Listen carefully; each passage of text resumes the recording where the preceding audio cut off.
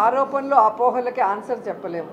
ఇంతవరకు మీరు చూస్తే చంద్రబాబు నాయుడు పెట్టే వెళ్ళిన బకాయిల్ని కూడా జగన్మోహన్ రెడ్డి గారే అన్ని డిపార్ట్మెంట్లో క్లియర్ చేసి సక్రమంగా ఈ ప్రభుత్వంలో అన్నీ కూడా అందిస్తున్నారు. కాబట్టి అపోహలు అనే కన్నా ఏ హాస్పిటల్ అనేది మీరు ఐడెంటిఫై చేసి మీరు వెళ్ళి వెరిఫై చేసి మాకు చెప్తే మేము కూడా ఆన్సర్ చెప్తానికి.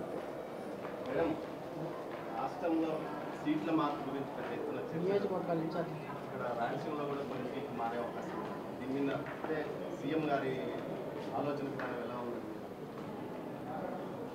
ఎలక్షన్స్ వచ్చేటప్పుడు ఖచ్చితంగా ప్రజల్లో ఉండి ఖచ్చితంగా ప్రజల మన్ననలు పొంది గెలిచే సీట్లు వాళ్ళకే ఉంటాయి. కొన్ని ఎమ్మెల్యేలు మినిస్టర్ల విషయాలకు వచ్చినప్పుడు మినిస్టర్స్ ఆల్రెడీ ఆ కాన్స్టిట్యున్సీలో వాళ్ళు బలంగా ఉంటారు కాబట్టి ఒకవేళ కొందరిని పక్క కాన్స్టిట్యున్సీకి మార్చినా ఆ 2 కాన్స్టిట్యున్సీని గెలిపించే బాధ్యత ఆ మినిస్టర్ల మీద పెట్టడం అనేది మనం గమనిస్తున్నాం. అండ్ మూడోది నిజంగానే ఎవరికైనా సీటు లేదు అంటే 4.5 సంవత్సరాలు మనకి అవకాశం ఇచ్చారు.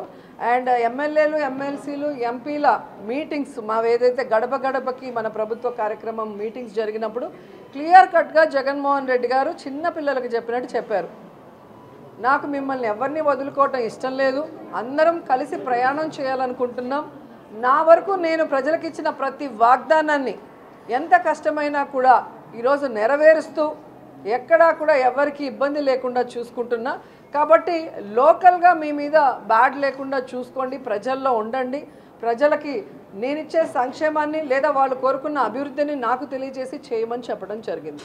సో కంటిన్యూస్గా సర్వేలు జరుగుతూనే ఉన్నాయి. అలా ఎవరైనా కొంతమందికి మిస్ అయ్యింది అంటే అది వారి పొరపాటే తప్ప జగన్మోహన్ రెడ్డి గారి పొరపాటు కాదు అనేది ఈరోజు అందరూ తెలుసుకోవాల్సిన విషయం.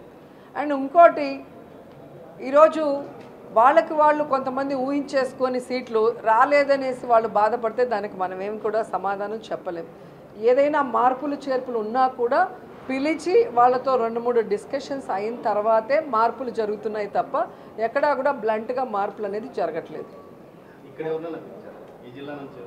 ఇంతవరకు ఎవరిని పిలవలేదు, పిలిస్తే చెప్తారు వాళ్ళే. మీకు టెన్షన్ పడాల్సిన అవసరం లేదు, ఎందుకంటే మీ బంధువులు ఎవరు ఎమ్మెల్యే క్యాండిడేట్లు కాదు. సో ఎవరినన్నా మార్చినా సాక్షిలో నెక్స్ట్ డే మార్నింగ్ వస్తుంది కదా. సో అంత లోపలే ఎందుకు ఇంత టెన్షన్ మాకైతే అర్థం కాలేదు. ఎమ్మెల్యేలకు టెన్షన్ ఉండొచ్చు కానీ మీకెందుకు టెన్షనో నాకు అర్థం కాలేదు.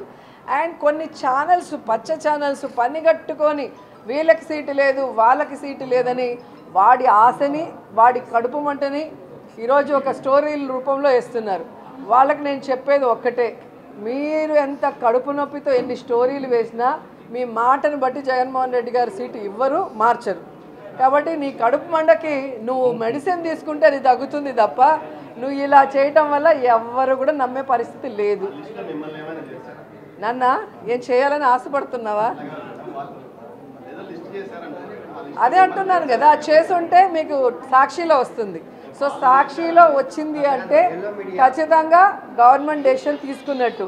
ఈనాడులోనో ఆంధ్రజ్యోతిలోనో ఎల్లో మీడియాలో వచ్చింది అంటే అది కడుపు మంటతో వచ్చింది అనేది మీరు గుర్తుపెట్టుకోవాలి. ఈరోజు పవన్ కళ్యాణ్కి కానీ చంద్రబాబు నాయుడుకి కానీ ఎవరికి ఎన్ని సీట్లో వాళ్ళకే తెలియట్లేదు, ఎంతవరకు సీట్లు పంచుకున్నది లేదు. అసలు మేనిఫెస్టో కంబైన్డ్ మేనిఫెస్టో అన్నారు, ఆ మేనిఫెస్టో ఏంటో తయారు చేసుకోవడానికి వాళ్ళకి సమయం లేదా లేకపోతే చేయటానికి ఐడియాలు రాలేదా నాకైతే తెలియలా. ఒక చోట నించోటానికే భయపడి చేస్తున్నారు చంద్రబాబు నాయుడు పవన్ కళ్యాణ్, ఇద్దరు 2 చోట్ల నించోవాలనుకుంటున్నారు. సో ఎక్కడి నించోవాలా, ఎలా గెలవాలా, ఎవరికి ఎన్ని సీట్లు తెలియని వాళ్ళు మాకు సీటు ఉందా లేదా అని చెప్పి ప్రచారం చేస్తున్నారంటే ఇది జబర్దస్త్ని మించిన కామెడీగా ఉంది తప్ప మరొకటి లేదు.